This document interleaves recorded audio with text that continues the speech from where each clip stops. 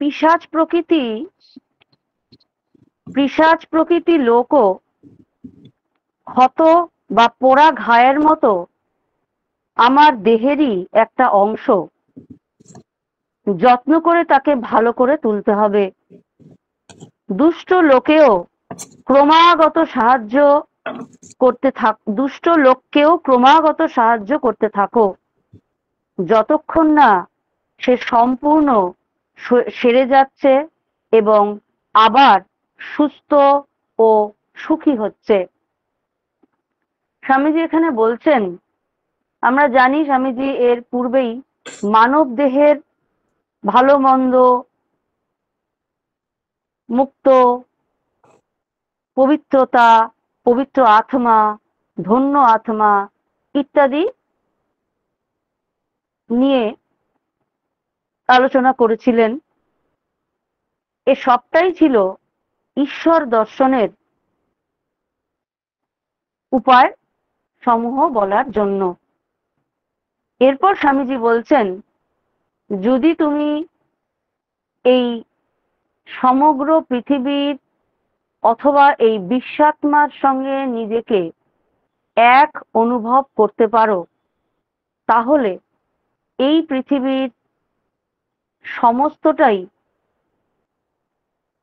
তোমাকে গ্রহণ করতে হবে। অর্থাৎ এই পৃথিবীর ভালো যেমন তোমার, মন্দও তোমার, এই বিষয়টি তোমাকে বুঝতে হবে। অর্থাৎ এই প্রকৃতির যারা দেবাত্মা, বিষয়টি তোমাকে বুঝতে হবে। অর্থাৎ এই প্রকৃতির যারা দেবাত্মা, অর্থাৎ দেবতাকে, দেবতার মতো তারা যারা পবিত্র, দেবতার মতো যারা শুচি, দেবতার মতো যারা নিজেকে সর্বত্র সকলের সঙ্গে এক হিসেবে ভাবনা করে, সেই রকম তুমি তাদের তো তার মতো তুমি ভাববে। এবং পিশাচ হোক বা মহাত্মা হোক, দুষ্ট হোক কি অত্যন্ত ঈশ্বর অনুরাগী হোক, সাধক হোক অথবা সম্পূর্ণ অনাচারী হোক, সকলকেই তুমি তোমার মতো করে ভাববে। অর্থাৎ রসুল কুটুম্বেকম, এই কথাটা আমরা জানি। এবং জানবে এই পৃথিবীতে তোমার দেহ হয়, পিশাচরাও সেই দেহের মধ্যেই বাস করছেন। অর্থাৎ এই যে বলছেন, তাদেরও তুমি যত্ন করে তাদের ভালো করে তোলো। অর্থাৎ যারা দুরাত্মা, তাকে তুমি মহাত্মায় পরিণত করার চেষ্টা করো। দুষ্ট লোককেও ক্রমাগত সাহায্য করতে থাকো, যতক্ষণ না সে সম্পূর্ণ সেরে যাচ্ছে এবং আবার সুস্থ ও সুখী হচ্ছে। অর্থাৎ তাকে তুমি সেবা করতে থাকো। কিভাবে সেবা করতে থাকো? নানা ভাবে। অন্নদান, অন্ন দাও তাকে, তাকে বস্ত্র দাও, তাকে ধর্ম দাও, তাকে শিক্ষা দাও, সমস্ত কিছু দিয়ে তাকে তুমি সেবা করতে থাকো। এরপর বলছেন, আমরা যতদিন আপেক্ষিক বা দ্বৈত ভূমিতে রয়েছি, ততদিন আমাদের বিশ্বাস করবার অধিকার আছে যে এই আপেক্ষিক জগতের বস্তু দ্বারা আমাদের অনিষ্ট হতে পারে। আবার ঠিক সেইভাবে সাহায্যও আমরা পেতে পারি। স্বামীজি বলছেন, আমরা যতদিন আপেক্ষিক বা দ্বৈত ভূমিতে রয়েছি, দ্বৈত ভূমি মানে যেখানে আমি এবং আমার ঈশ্বর দুইটি ভাবে বর্তমান, তাকে বলেছেন দ্বৈত ভাব। অর্থাৎ আমি আছি, আমার ঈশ্বর আছেন। আমি আছো, আমি আছি, তুমি আছো। আমি তুমি, আমি আমার প্রভু, এই দ্বৈত ভাবে যতক্ষণ আছি, আমি জগতে আছি মানে জগৎটা আলাদা, আমি আলাদা, আমি এই জগতে আছি, এই ভাবটা, এইটার কথা স্বামীজি বলছেন। যতক্ষণ এই দ্বৈত ভূমিতে রয়েছি, ততদিন আমাদের বিশ্বাস করবার অধিকার আছে যে এই আপেক্ষিক জগতের বস্তু দ্বারা আমাদের অনিষ্ট হতে পারে, আবার সাহায্য হতে পারে। এই সাহায্যের ভাবের সূক্ষ্মতম ভাবকেই আমরা ঈশ্বর বলি। বলছেন এই যে জাগতিক বস্তু যা দিয়ে আমাদের অনিষ্ট হয় আবার সাহায্য হয়। কেমন? আমরা দেখেছি জগতে বেঁচে থাকতে গেলে নানান সময় নানান রকমের অনিষ্ট, নানান রকমের দুর্বিপাক, নানান রকমের সমস্যা আমাদের এসে ঘিরে ফেলে। আবার কিছুক্ষণের মধ্যেই তাদের সঙ্গে আবার সমস্যাটাও এসে, সমস্যার সঙ্গে সমাধানটাও এসে উপস্থিত হয়। এই সমস্যা আর সমাধান, সমস্যাটাকে যদি বলি অনিষ্ট, তাহলে সমাধানটা হচ্ছে তার থেকে বেরিয়ে আসার যে ক্ষুদ্রতম সাহায্য, সেই সমাধান।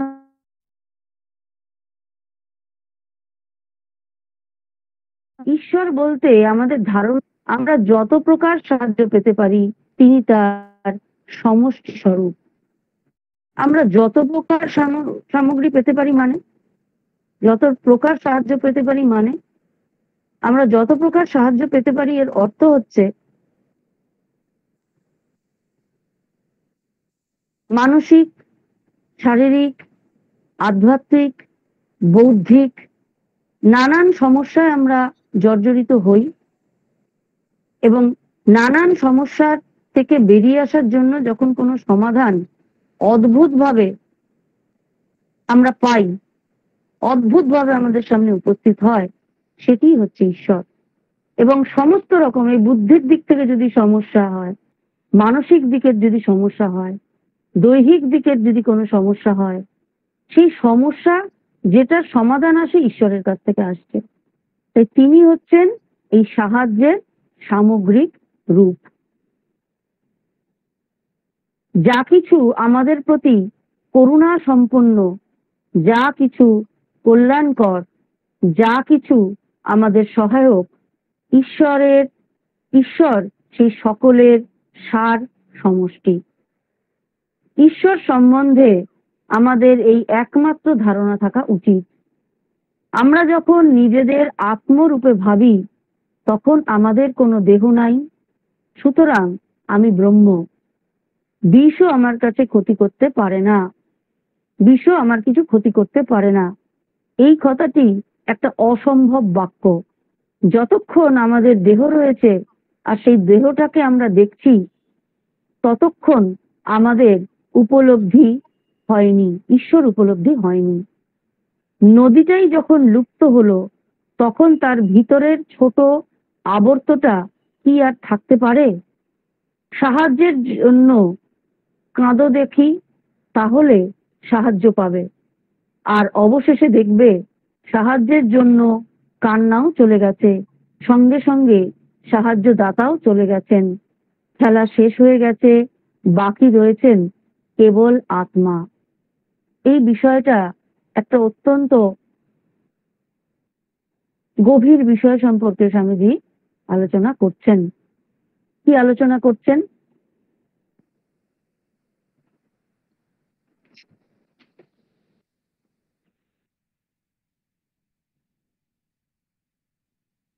কি আলোচনা করছেন? বলছেন যা কিছু আমাদের প্রতি করুণা সম্পন্ন। করুণা সম্পন্ন কথাটার অর্থ কি? করুণা সম্পন্ন কথাটার অর্থ হচ্ছে আমাদের জন্য যেটা ভালো, আমাদের জন্য যেটা শুভ, এইটা করুণা সম্পন্ন। যা কিছু কল্যাণকর, যা কিছু আমাদের সহায়ক, তাহলে আমাদের কল্যাণকর, আমাদের সহায়ক, আমাদের মানে যেগুলো আমাদের ঈশ্বর পথে বা জাগতিক জীবনেও এগিয়ে যেতে সাহায্য করবে, উন্নত করতে সাহায্য করবে, সেইটি সকলের সার সমষ্টি হচ্ছে ঈশ্বর। এবার যা যা ভালো, যা যা কল্যাণকর, যা যা আমাদের জন্য সুখকর, সেইগুলির সমষ্টি হিসেবে স্বামীজি ঈশ্বরকে চিহ্নিত করছেন যে এইগুলি ঈশ্বর। কিন্তু কোন ভাবে? দ্বৈত ভাবে। দ্বৈত ভাবে এগুলি ঈশ্বর। আর অদ্বৈত ভাবে, তাহলে কি অদ্বৈত ভাবে যদি আমরা যাই, তাহলে সেখানে ঈশ্বর, শুভ অশুভ, এগুলোর কি কোনো জায়গা নেই? অবশ্যই আছে, অবশ্যই আছে। এগুলির মধ্যে যেটা আমরা দেখব সেটা হলো অদ্বৈতভাবে শুভ অশুভ, কল্যাণকর অকল্যাণকর সবটাই তিনি, এবং তিনি বলেই সেখানে শুভ বা অশুভ কিছু নাই। আমিও তিনি, গাছও তিনি, নদীও তিনি, হিংস্র জন্তু জানোয়ারও তিনি, করুণাময় মাও যেমন তিনি, চরম শত্রুও তিনি। তাই যখন তিনি সবটা হয়ে গেছেন, তখন সেখানে আর অকল্যাণ কল্যাণ, শুভ অশুভ, ভালো মন্দ বলে কিছু আর অবশিষ্ট থাকার কথা নয়। কেন এই ভাবটার, এই কথাটার অর্থ আমরা কি বুঝবো? এই কথাটার অর্থ আমরা বুঝবো, ধরা যাক আমি মিষ্টি খাচ্ছি, আমার মিষ্টি খেতে বেশ ভালো লাগে, আমি রসগোল্লা খাচ্ছি। আরেকজন ঝাল খাচ্ছেন, তার ঝাল খেতে বেশ মজা লাগে। কেউ আবার নোনতা খাচ্ছেন, তার নোনতাটা খেতে বড়ই ভালো লাগে। আমার কাছে মিষ্টি খাওয়াটা খুব সুখকর,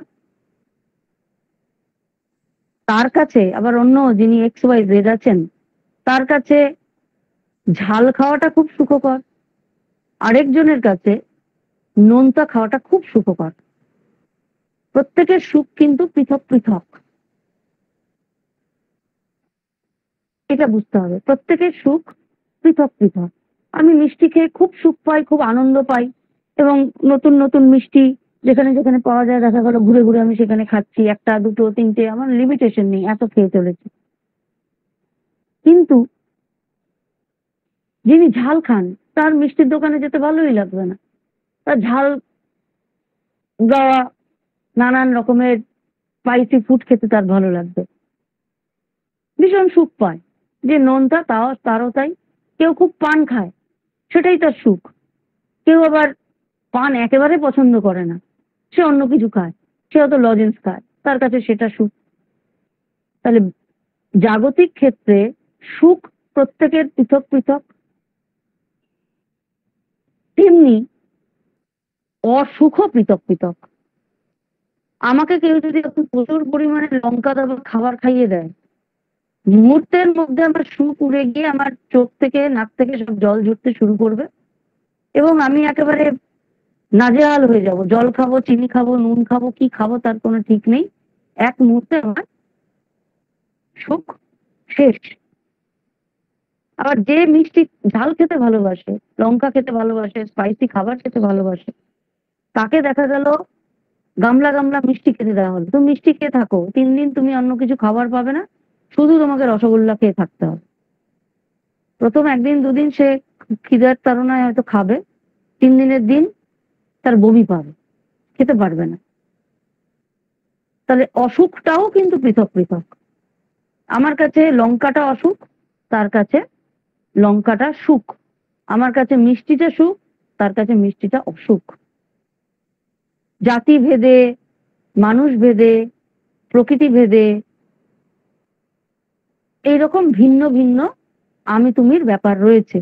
এইবার তাহলে যে স্বামীজি এখানে বলছেন যে তিনি সকলের এই সমস্ত করুণা, কল্যাণ এবং সুখের সমষ্টি স্বরূপ, তাহলে তিনি আমার কাছে যে মিষ্টিটা সুখ, সেই মিষ্টিটা আমার কাছে সুখ, তাহলে তিনি মিষ্টি।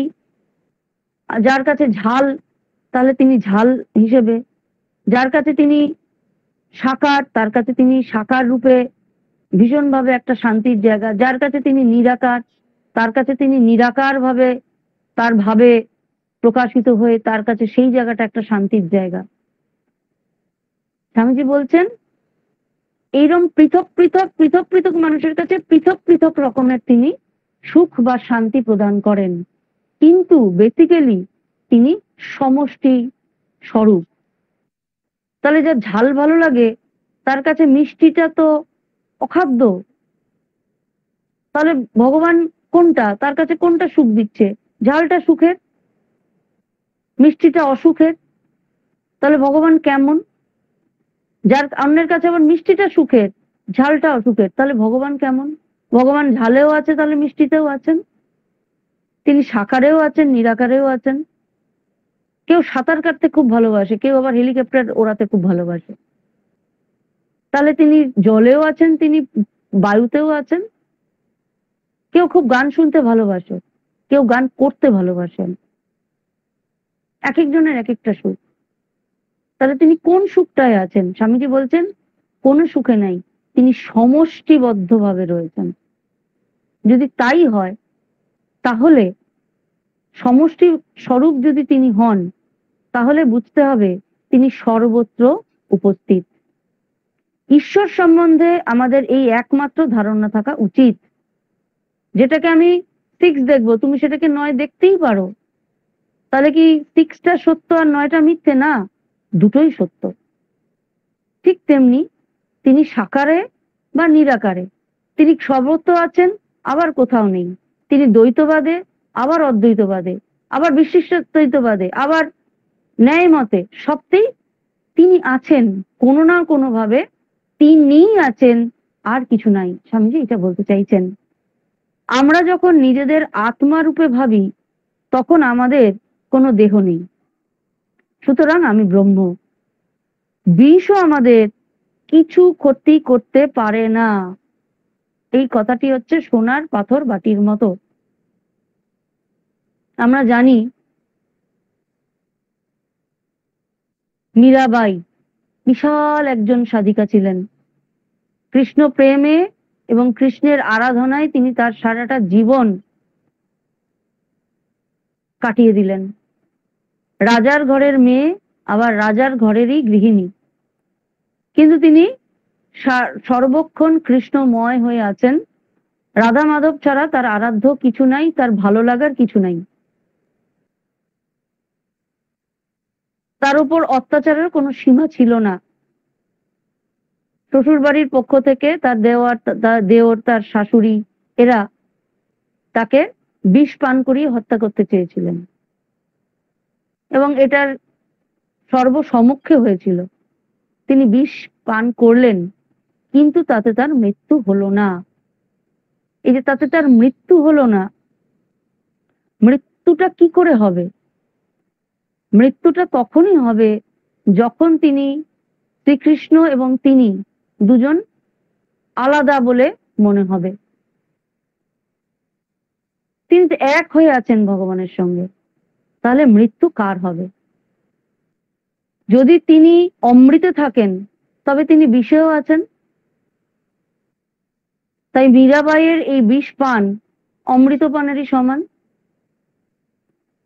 কারণ তিনি তো সর্বস্থানে রয়েছেন।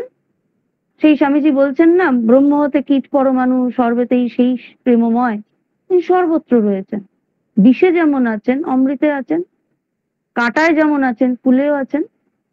স্বামীজি সেটাই বলছেন, যে এই যে কথাটি, যে আমি ব্রহ্ম, অহম ব্রহ্মাস্মি, এই যে বোধটা যদি কারোর সম্পূর্ণ সেই বোধে সে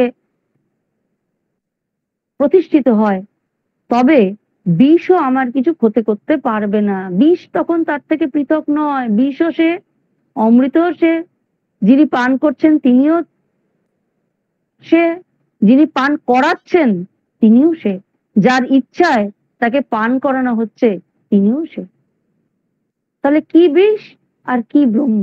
কোনটা পৃথক, কোনটা কোনটার মধ্যে রয়েছে? বিষে ব্রহ্ম আছেন না ব্রহ্মে বিষ আছেন? এটা একটা বড় প্রশ্ন।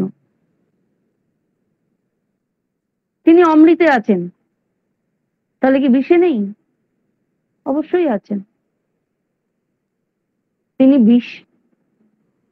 তিনি বিষে আছেন, আবার বিষও তার মধ্যে রয়েছে। মানে তিনি আছেন, অন্য আর কোনো কিছুই নেই। এই সমষ্টি আকার হিসেবে স্বামীজি এইটাই প্রকাশ করতে চেয়েছিলেন। যতক্ষণ আমাদের দেহ রয়েছে আর সেই দেহটাকে আমরা দেখছি, ততক্ষণ আমাদের ঈশ্বর উপলব্ধি হয়নি। ওই একই কথা, যে দেহটা দিয়ে দেখছি, আমি অমুক, আমি তমুক, তুমি সেই তমুক, তুমি ওই অমুক, তুমি ওই দেশের, আমি এই দেশের, তুমি সেই ধর্মের, আমি এই ধর্মের, আমার ধর্ম বড়, তোমার ধর্ম ছোট, আমি ডাক্তার, আমি ইঞ্জিনিয়ার, তুমি ঝাড়ুদার, তুমি এই এই সব বলে বলে যে আলাদা পৃথকীকরণ যতক্ষণ হচ্ছে, আমি এই, ততক্ষণ পর্যন্ত ঈশ্বর উপলব্ধি হয়েছে বলে মনে করা যায় না। অনেক ক্ষেত্রে আমরা দেখি যে বলা হয় এই মানুষটির স্পর্শে উদ্ধার হয়ে যাবে, এই মানুষটির আশীর্বাদে মানুষ, আমি যখন এবং মানুষ হিসেবে যখন তাকে দেখা যায়, এই মানুষটির আশীর্বাদে এক বিশাল উন্নতি হবে জীবনে। তো এই যে মানুষটির আশীর্বাদে যার উন্নতি হচ্ছে, যে আশীর্বাদ করছে এবং যে আর উন্নতি হচ্ছে, দুজনের মধ্যে কোনো ভেদ নাই, কোনোই ভেদ নাই। আর ভেদ যতক্ষণ আছে ততক্ষণ ঈশ্বর উপলব্ধি নাই। তাই কারোর আশীর্বাদে কেউ উন্নত হতে পারে না, একমাত্র ঈশ্বরের আশীর্বাদ এবং গুরুর আশীর্বাদ ছাড়া। যতক্ষণ আমি বলবো এই তো আমার কাছে আসো, আমি এমন আশীর্বাদ করব, তুমি জীবনে একেবারে ডাক্তার ইঞ্জিনিয়ার হয়ে যাবে, প্রচুর টাকা রোজগার করবে, আমার কাছে এসো, ততক্ষণ বুঝতে হবে যে ঈশ্বরের ধারণাটা পর্যন্ত আমি করে উঠতে পারিনি। ঈশ্বর উপলব্ধি তো অনেক দূরের কথা। নদীটাই যখন লুপ্ত হলো, তখন তার ভিতরের ছোট আবর্তটা কি আর দেখতে পারে, থাকতে পারে? সাহায্যের জন্য কাঁদো দেখি, ঈশ্বরের কাছে আমরা সাহায্যের জন্য কাঁদি, তাহলে সাহায্য পাবে। আর অবশেষে দেখবে সাহায্যের জন্য কান্নাও চলে গেছে।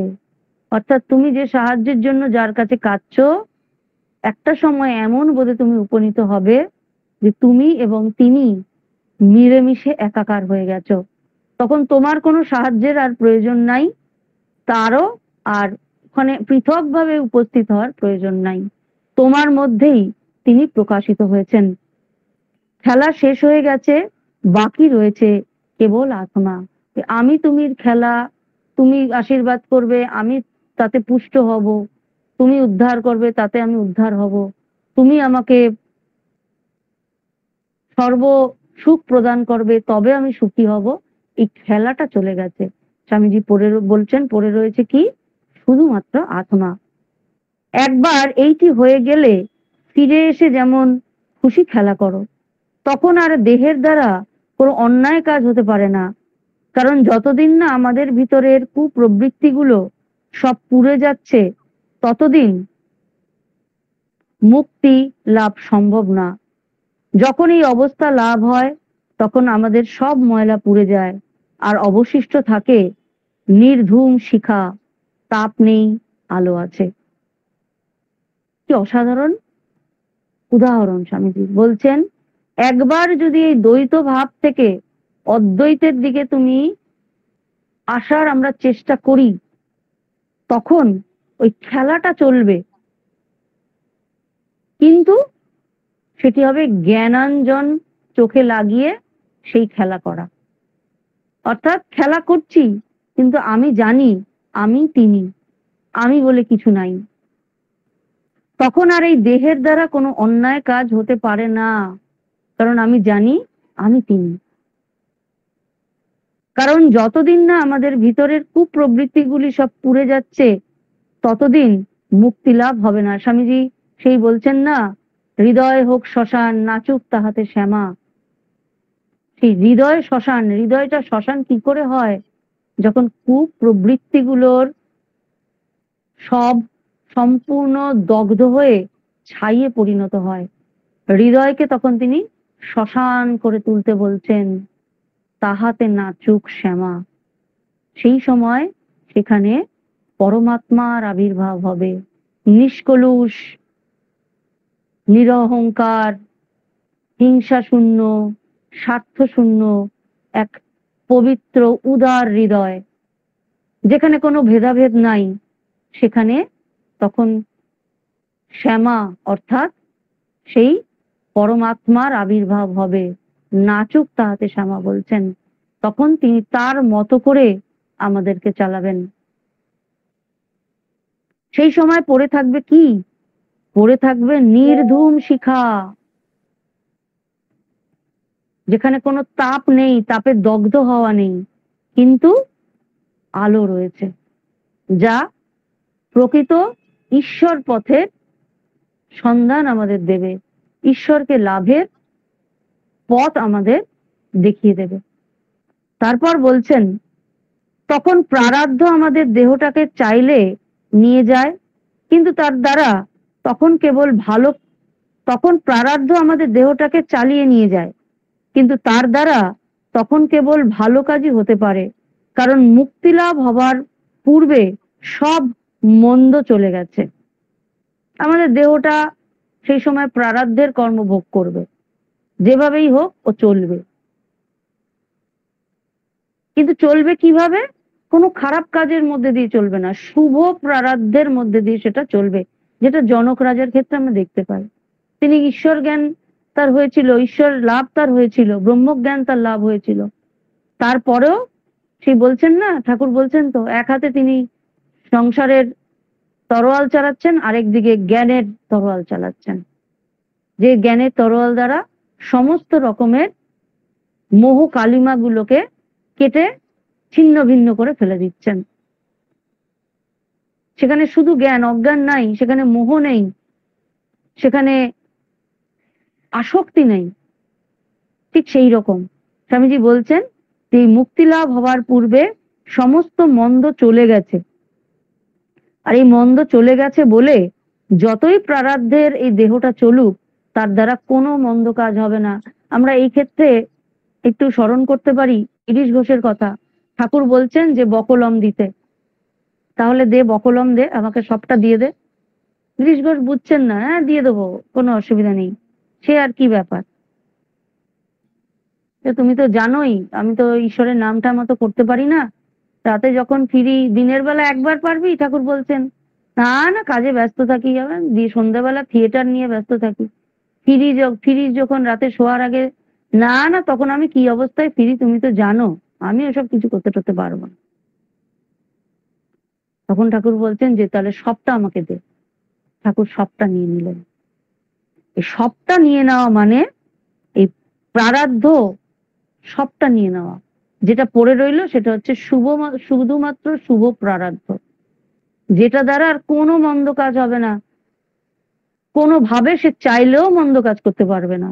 তিনি সুরা স্পর্শ করতে পারছেন না, দেখছেন ঠাকুর, তিনি কোনো মন্দ কাজ করতে পারছেন না, তাকে যেন কোনো একটা শুভ শক্তি তাড়িয়ে নিয়ে বেড়াচ্ছেন, পাগলের মতো ছুটে ছুটে যাচ্ছেন দক্ষিণেশ্বরে। এটা হচ্ছে শুভ প্রারাব্ধ, চাইলেও কেউ পারবে না। চোর ক্রুশে বিদ্ধ হয়ে মরবার সময় তার প্রাক্তন কর্মের ফল লাভ করলে, পূর্বজন্মে সে যোগী ছিল, যোগভ্রষ্ট হওয়াতে তাকে জন্মাতে হয়, এ জন্মেও পতন হওয়াতে তাকে চোর হতে হয়েছিল, কিন্তু পূর্বজন্মে সে যে শুভ কর্ম করেছিল তার ফল ফলল।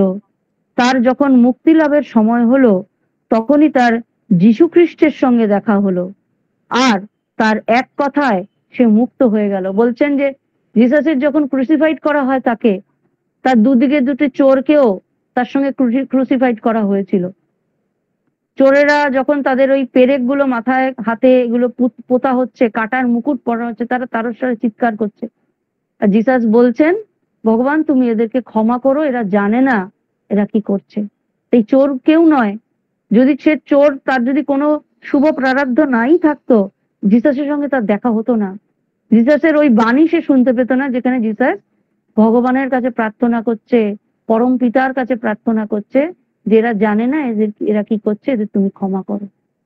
ওই শব্দে তাদের অদ্ভুত রকমের মোহভঙ্গ হলো, অদ্ভুত রকমের, যে আমরা চোর, আমি চোর, আমি শাস্তি পাচ্ছি, চিৎকার করছি, আর্তনাদ করছি, কিন্তু যিনি প্রকৃত ঈশ্বর তার কোনো আর্তনাদ নাই।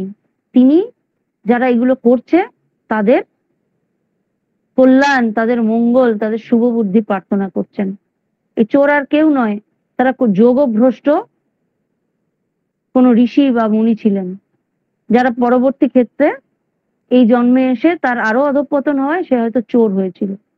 কিন্তু তার সেই চোর চোর হওয়ার ফলে যে তার কর্মফল জমেছিল, সেই কর্মফলটা কিন্তু তার কিছুটা কাজে লাগলো, আর পূর্বজন্মের যে শুভ প্রারব্ধটা তার পূর্ণ মাত্রায় কাজে লাগলো, যার ফলে সে শেষ নিঃশ্বাস ত্যাগের আগে ঈশ্বরকে দর্শন করতে পারলেন।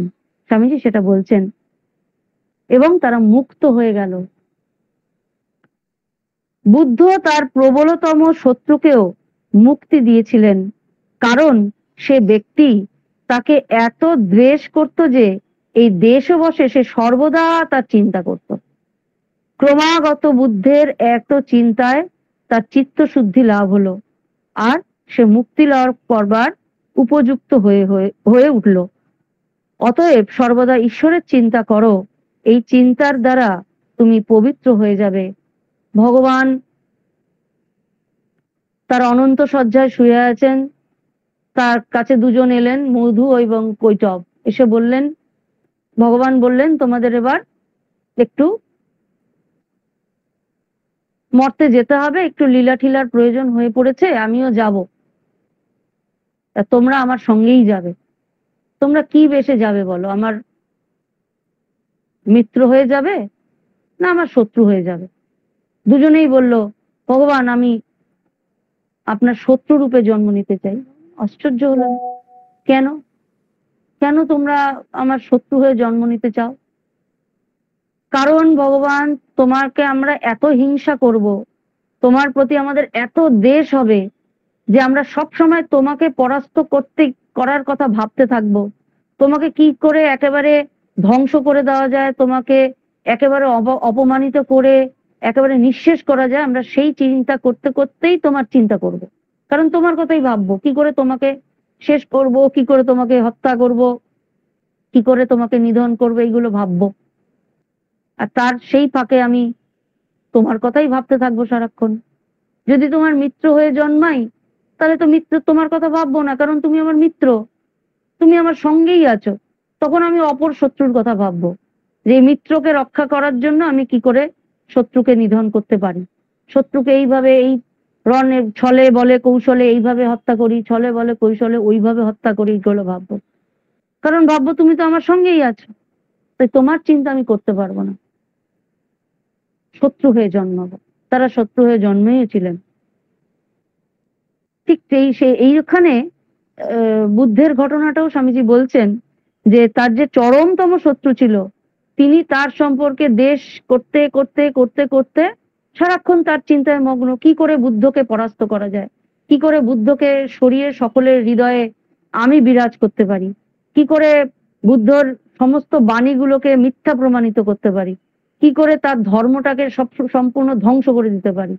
এই যে ভাবতে ভাবতে প্রকৃত সে বুদ্ধের কথাই ভাবছেন, এবং ভাবতে ভাবতেই তার চিত্তশুদ্ধি হলো। এই চিত্তশুদ্ধির ফলে সে মুক্তি লাভের উপযুক্ত হয়ে উঠল। আমি তারপর বলছেন, অতএব সর্বদা ঈশ্বরের চিন্তা করো, এই চিন্তার দ্বারা তুমি পবিত্র হয়ে যাবে। আজকেই আমাদের দেববাণী এখানেই শেষ হলো। সহস্র দ্বীপোদ্যানে স্বামীজি যে দেববাণী তার শিষ্যদের মধ্যে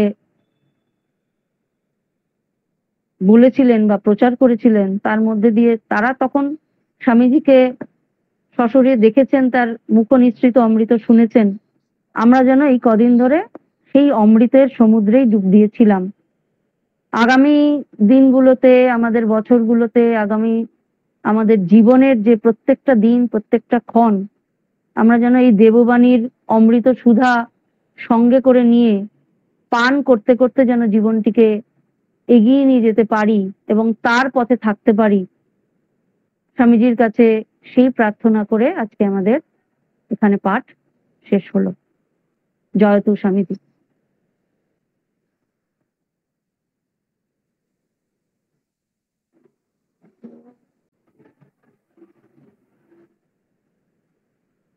তাতেও তিনি মুক্ত হয়ে যাচ্ছেন। পরশপাথর তো পরশ পাথর তো কোনো ভেদ করবে না।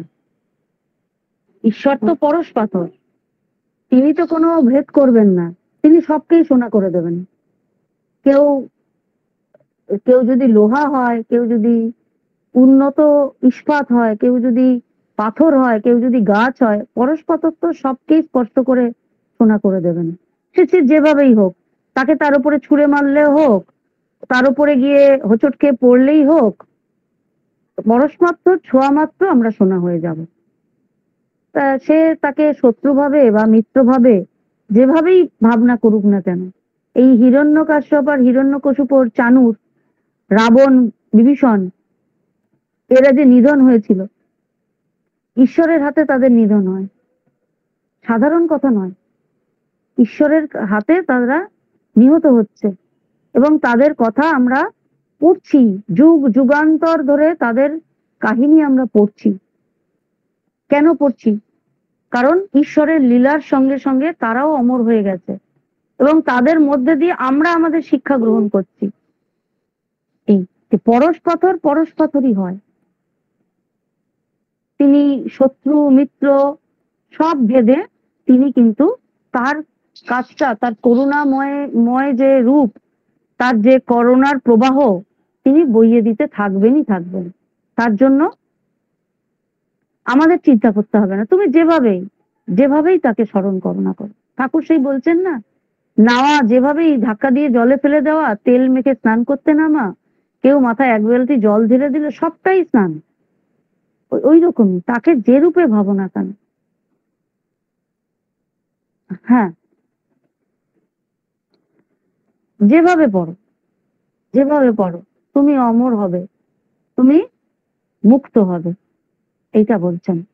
তো ওই তিনি এই লীলাটার সঙ্গী হয়ে ভগবান তাদেরকে নিয়ে আসেন, যে লীলাটার প্রয়োজন আছে, যে এই লীলায় তুমি দেখো শত্রু ভেদে, শত্রু মিত্র যেভাবে তুমি আমাকে স্মরণ করো, মুক্তি তোমার নিশ্চিত।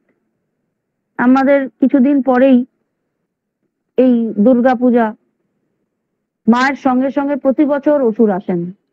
অসুরকে তো মা বধ করেছেন, তাও অসুর আসছেন কেন? তিনি মায়ের আরাধনা করেছিলেন যে মাকে আমি শত্রু রূপে বরণ করতে চাই, যুদ্ধ করব মায়ের সঙ্গে।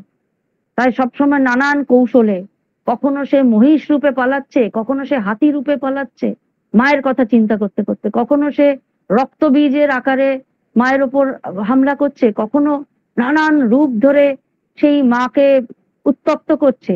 চিন্তাটা কিন্তু সেই মাকে কেন্দ্র করেই, আর অন্য কিছু সে চিন্তা করছে না। ওই মাকে চিন্তা করতে করতেই তিনি কিন্তু একেবারে মায়ের পায়ের কাছটিতে প্রতি বছর আসছেন। মা তাকে নিয়ে আসছেন সঙ্গে করে আমাদের শিক্ষা দেওয়ার জন্য। আমরা তার কাছে শিক্ষা পাচ্ছি যে এইভাবে যেভাবেই তুমি চিন্তা করো না কেন, তোমাকে তিনি আশ্রয় দেবেন তার পায়ের কাছে, কিন্তু চিন্তাটা তার করতে হবে, শত্রুভাবে করতে হবে।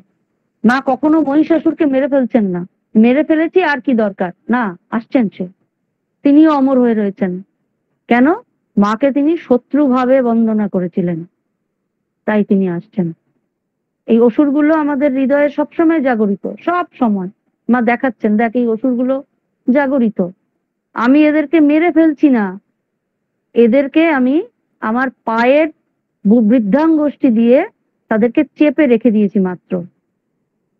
তারা আমার স্মরণে যখন তোরা থাকবি, আমার স্মরণে যখন আমার সন্তানেরা থাকবে, তাদের এই রিপুরূপ অসুরগুলো এইভাবেই সংযত হয়ে থাকবে। তাদের যতক্ষণ শরীর আছে, যতক্ষণ ঈশ্বর লাভ, ব্রহ্মজ্ঞান না হচ্ছে, ততক্ষণ এগুলো তেড়ে ফুঁড়ে উঠবেই উঠবে। কারণ আমাদের শরীরটাই পঞ্চভূতে নির্মিত। কিন্তু মায়ের স্মরণে যখন থাকছে, তখন তাদেরকেরই মা তার পা দিয়ে একেবারে দমিয়ে রেখে দিয়েছেন, সংযত করে রেখে দিয়েছেন যখন আমরা মায়ের স্মরণে থাকি। যেমন মহিষাসুরকে আমরা দেখি, একেবারে দুহাত তুলে সারেন্ডার, মা একেবারে তার ত্রিশূলটা তার বুকের মধ্যে ঢুকিয়ে রেখে দিয়েছেন যে ওইখানে বিদ্ধ হয়ে থাক। আর সে একদম মা দুটো মানে হাত তুলে সারেন্ডার। সে জানে মায়ের সঙ্গে পেরে উঠবে না, কিন্তু মাকে চিন্তা করে যুদ্ধ করছেন, তাতেই তার মুক্তি, তাতেই তার মুক্তি। কেমন? যেভাবেই হোক চিন্তা। হ্যাঁ, প্রণাম।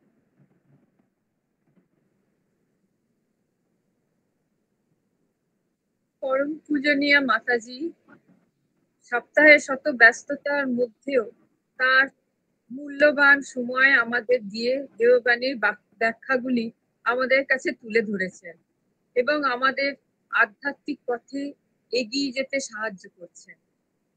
মাতাজিকে আমাদের অন্তরের অকুণ্ঠ শ্রদ্ধা ও কৃতজ্ঞতা জানাই। দিব্যত্রয়ীর কাছে মাতাজির সর্বাঙ্গীন কুশল ও মঙ্গল প্রার্থনা করি। আগামী সপ্তাহগুলিতে আবারও আমরা মাতাজিকে পাবো এই আশা রাখি এবং সর্বশেষে মাতাজির চরণে আবারও সশ্রদ্ধ প্রণাম নিবেদন করি। আমাদের আলোচনা সভা সমাপ্তির দিকে। সমাপ্তি সঙ্গীত নিবেদন করবেন মৌসুমী বন্দ্যোপাধ্যায় দিদি। জয় মা। শোনা যাচ্ছে গো? হ্যাঁ, শোনা যাচ্ছে দিদি। ঠাকুর মা স্বামীজির চরণে প্রণাম জানাই। মাতাজি আমার প্রণাম নেবেন। চল মা।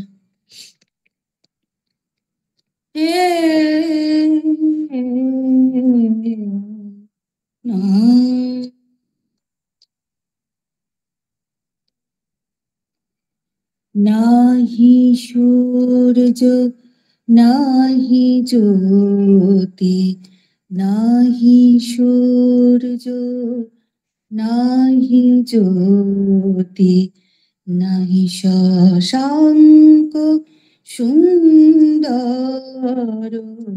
নাহি সূর্য নাহি জ্যোতি, নাহি শশাঙ্ক সুন্দর,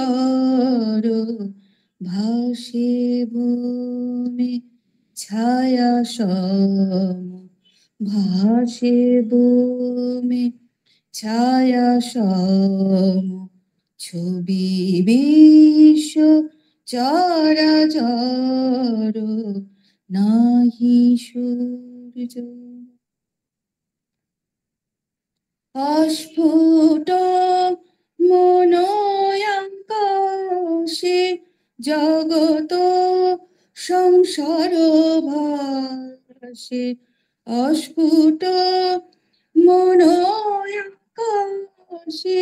জগত সংসার ভাসে, ওঠে ভাসে ডোবে পুণ্য, ওঠে ভাসে ডোবে পুণ্য, অহং স্রোতে নিরন্তর, নাহি সূর্য নাহি জ্যোতি, নাহি সূর্য নাহি জ্যোতি, নাহি শশাঙ্ক সুন্দর, নাহি সূর্য। ধীরে ধীরে ছায়া দল মহালয় প্রবেশিল, ধীরে ধীরে ছায়া দল মহালয় প্রবেশিল, বহে মাত্র আমি আমি, বহে মাত্র আমি আমি, এই ধারা অনুক্ষণ, এই ধারা অনুক্ষণ, সে ধারা বদ্ধ হলো শূন্যে শূন্য মিলাইল, সে ধারা বদ্ধ হলো শূন্যে শূন্য মিলাইল, অবাং মানস गोचरम् अवाङ् मनोसगोचरम् बोझे प्राण बोझे जारि नाही सूरज नाही ज्योति नाही सूरज नाही ज्योति नाही शशाङ्क सुन्दर भाषे बोमे ছায়া সম ভাসে বমে ছায়া সম ছবি বিশ্ব চরাচর নাহি সূর্য নাহি জ্যোতি নাহি সূর্য। জয় ঠাকুর, জয় মা, জয় স্বামীজি মহারাজ। প্রণাম মা।